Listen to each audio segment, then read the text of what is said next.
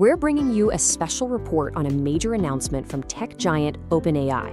They've just rolled out crucial new safety rules for ChatGPT, and they're all focused on users under the age of 18. So today, we're going to break down exactly what this means, why this change is happening now, and what it signals for the future of AI safety for young people. Here's what we'll be covering. First, we'll look at the new guidelines themselves and the specific risks that pushed OpenAI to make this change. Then we'll dive into the details of the new safety rules, see how they're planning to enforce them, and finally, we'll ask what this all means for the bigger picture of AI safety.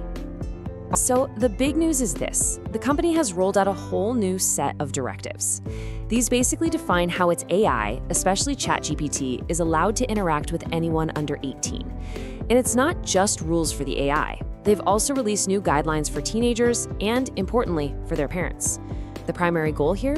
Well, it's pretty straightforward: to make sure the AI experience is as safe and secure as it can possibly be, especially for their younger user base.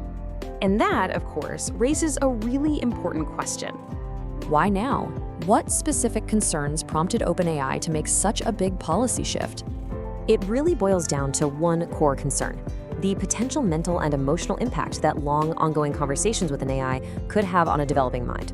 Sources are indicating a real worry that prolonged interaction might be harmful to adolescents, and this new policy is designed to get ahead of that specific risk. So, how is OpenAI actually going to address this? Well, they've introduced a set of new rules that draw a very clear line in the sand between what's acceptable and what's not. The new rules really take a two-pronged approach. On one hand, some types of content are now completely off limits. We're talking about any kind of romantic, sexual, or violent roleplay that's now strictly forbidden. Then, on the other hand, the AI is now programmed to handle sensitive topics, things like body image, eating habits, and mental health, with a much higher degree of caution. And this brings us to what might be the most critical change of all. If the system flags that a young user is at risk, their information will no longer be kept confidential. What this means is that in these serious situations, safety and the need to intervene will now override any expectation of user privacy. It's a huge shift. Now, having clear rules is one thing, but making sure they're followed is a whole other challenge. So how is OpenAI's new policy going to work in the real world?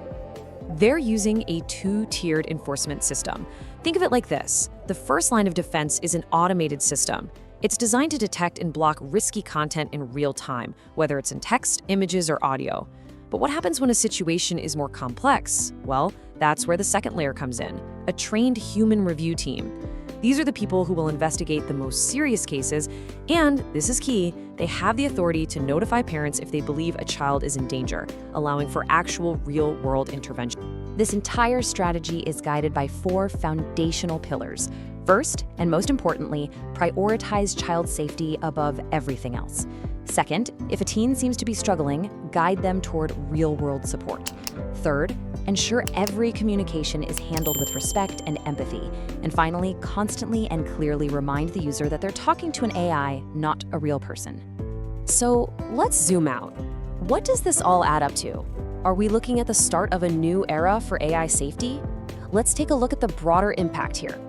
From what we're hearing, experts in the field are largely viewing this as a really significant and positive development for online child safety. The policy is also being seen as a way to empower parents, giving them more control and insight into how their kids are interacting with AI.